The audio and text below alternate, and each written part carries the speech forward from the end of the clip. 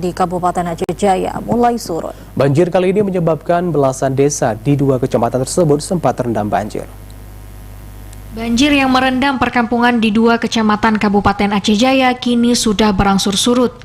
Warga di kawasan ini sudah mulai melakukan aktivitas. Surutnya air di permukiman warga terjadi pada kemarin sore.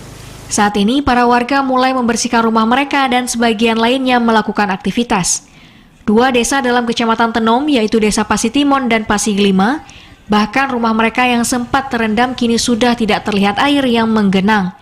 Meski begitu, warga diminta untuk tetap waspada terhadap banjir susulan yang terjadi jika curah hujan kembali tinggi. Sementara itu, Kepala Desa setempat berharap kepada pemerintah kabupaten maupun provinsi untuk segera memperbaiki tanggul yang jebol, sehingga aktivitas warga tidak terganggu. Kalak BPBK Aceh Jaya Fajri menyatakan walaupun banjir di daerah tersebut sudah surut, pihaknya tetap meminta untuk selalu waspada dan siaga terhadap banjir susulan, karena Kabupaten Aceh Jaya masih berstatus siaga banjir. Dari Aceh Jaya, Musliadi